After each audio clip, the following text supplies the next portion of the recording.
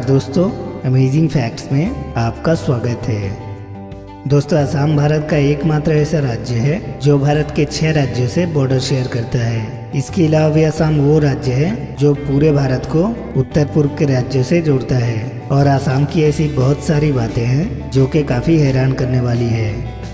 तो आज मैं बताने वाला हूँ असम के बारे में कुछ ऐसी बातें जो शायद आप नहीं जानते।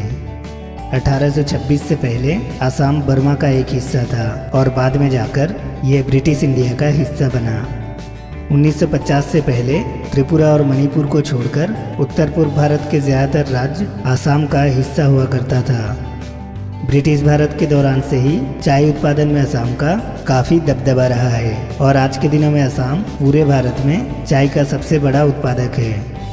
भूपेन हजारिका सेतु नदी के ऊपर बनाया गया भारत का सबसे लंबा ब्रिज है जो कि लोहित नदी के ऊपर बनाया गया है। असम में स्थित काजीरंगा पार्क भारत का मशहूर नेशनल पार्क है जो कि एक सींग वाला राइनो के लिए पूरे भारत में जाना जाता है।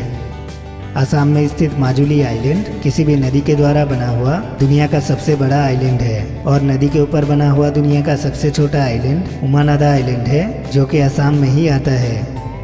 असम के लोगों का सांस्कृतिक डांस बिहू डांस है और हैरान करने वाली बात यह है कि यहाँ के लोग इसे साल में 3 बार मनाते हैं। एशिया का सबसे पुराना तेल निर्यात केंद्र असम के डिगबोई में स्थित है और आज के दिनों में यह भारत का चौथा सबसे बड़ा ऑयल रिजर्वर है।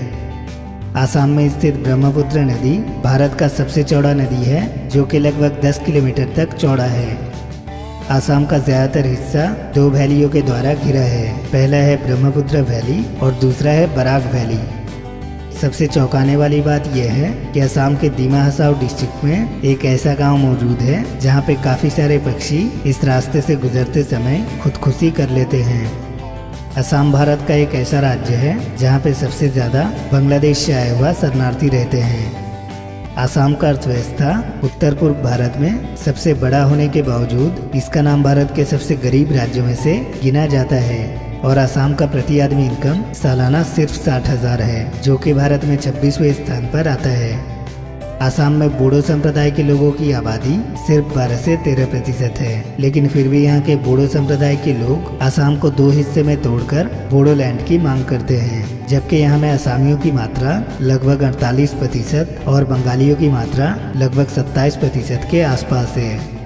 असम में रहने वाले लोगों में 61% हिंदू, 34% मुसलमान और 3.5% ईसाई रहते हैं।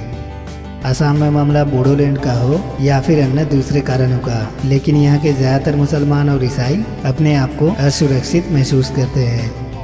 इन अशांतियों के मद्देनजर भारत सरकार के द्वारा यहाँ पे 1958 से लेकर अफ्स्पा एक्ट लागू करा हुआ है जिससे कि आर्मी को काफ़ी पावर मिलता है।